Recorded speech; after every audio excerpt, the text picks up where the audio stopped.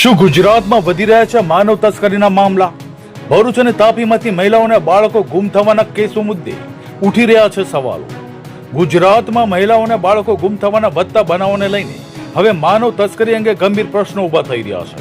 ખાસ કરીને ભરૂચ અને તાપી જિલ્લામાં છેલ્લા કેટલાય સમયથી નોંધાઈ રહેલા ગુમશુદા કેસોને લઈને રાજ્ય સરકાર સામે સવાલો ઉઠાવવામાં આવી રહ્યા છે.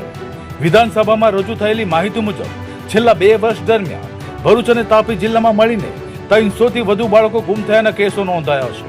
આ ઉપરાંત અનેક મહિલાઓ ગુમ થયાના બનાવો પણ નોંધાયા હોવાનું સામે આવ્યું છે, જેમાંથી કેટલાક કેસોમાં હજુ સુધી ગુમ થયેલા લોકોનો કોઈ પત્તો લાગ્યો નથી.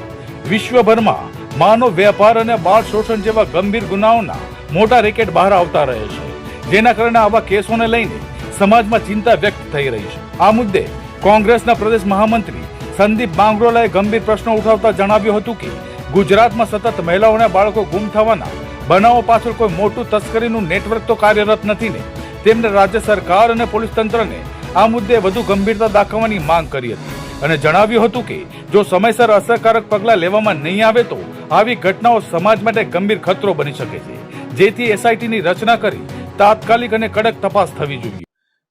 ગુજરાતની અંદર કાયદો અને વ્યવસ્થાની સ્થિતિ કથળેલી છે અને હાલમાં જ વિધાનસભાની અંદર જે સરકારે ભરૂચ અને તાપી જિલ્લા માટેના આંકડાઓ રજૂ કરેલા છે એની અંદર 300 થી વધારે બાળકો છેલ્લા 2 વર્ષની અંદર ગુમ થયેલાના આંકડા ચોંકાવનારા છે.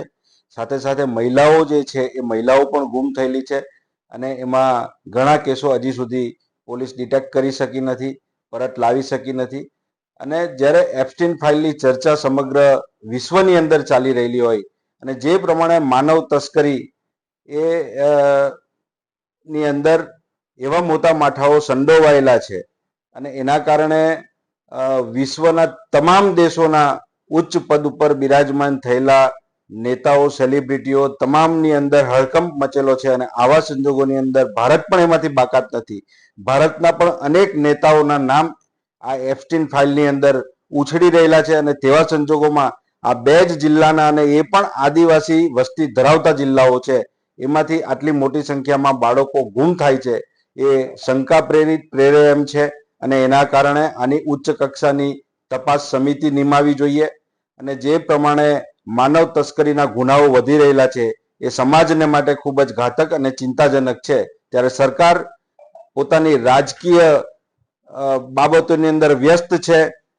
રાજ્યના નાયબ મુખ્યમંત્રી જેમની પાસે ગૃહ ખાતું છે તેઓ પણ પોતાની રાજકીય છબી બનાવવાની અંદર વ્યસ્ત છે અને ગુજરાતને રેઢે મૂકી દીધું છે. કાયદો અને વ્યવસ્થા કથળેલી છે. પોલીસને પણ એના દારૂ જુગારના ધંધાઓ ચલાવવાની અંદર, હપ્તાઓ લેવાની અંદર રસ છે.